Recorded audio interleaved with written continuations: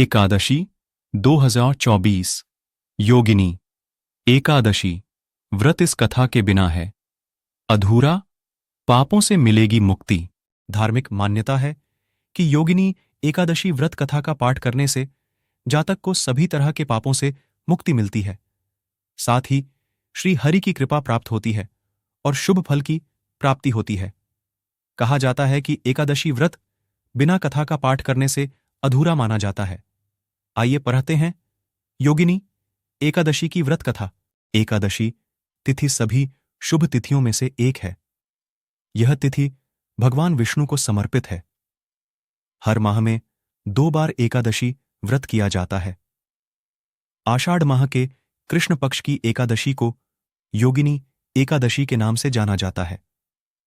इस दिन भगवान विष्णु की पूजा कर व्रत कथा पाठ जरूर करना चाहिए। एकादशी 2024 डेट और शुभ मुहूर्त पंचांग के अनुसार आषाढ़ माह के कृष्ण पक्ष की एकादशी तिथि की शुरुआत 1 जुलाई को सुबह 10:26 पर शुरू होगी। वहीं इसका समापन 2 जुलाई को सुबह 8:42 पर होगा। ऐसे में 2 जुलाई को योगिनी एकादशी व्रत किया जाएगा। पारण समय व्रती 2 जुलाई को स्नान ध्यान के बाद विधिपूर्वक लक्ष्मी नारायण जी की पूजा करें। दिन भर उपवास रखें। संध्या काल में आरती कर फलाहार करें। रात्रि में माला जप या कीर्तन भजन करें। अगली सुबह को सामान्य दिनों की तरह स्नान ध्यान के बाद विधि विधान से भगवान विष्णु की पूजा करें। इसके पश्चात व्रत का पारण करें। पारण के समय अन्न का दान अवश्य करें। योगिनी एकादशी पर पारण का समय सुबह 5:28 से लेकर सुबह 7:10 तक है। योगिनी एकादशी व्रत कथा पौराणिक कथा के अनुसार स्वर्गलोक में कुबेर नाम का राजा रहता था। वह शिव भक्त था। रोजाना महादेव की पूजा किया करता था। उसका हेम नाम का माली था, जो हर दिन पूजा के लिए फूल लाता था। माली की पत्नी का नाम विशालाक्षी था। वह बेहद सुंदर थी।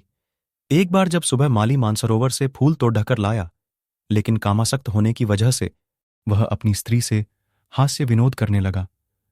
राजा को उपासना करने में देरी हो गई, जिसकी वजह से वह क्रोधित हुआ। ऐसे में राजा ने माली को श्राप दे दिया। उन्होंने कहा कि तुमने ईश्वर की भक्ति से ज्यादा कामासक्ति को प्राथमिकता दी है।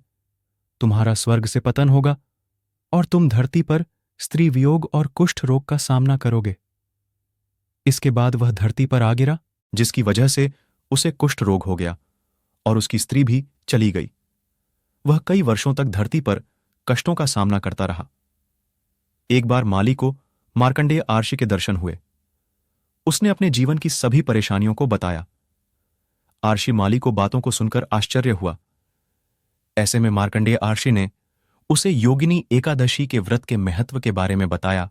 मार्कंडेय ने कहा कि इस व्रत को करने से तुम्हारे जीवन के सभी पाप खत्म होंगे और तुम पुनः भगवत कृपा से स्वर्ग लोक को प्राप्त करोगे। माली ने ठीक ऐसा ही किया।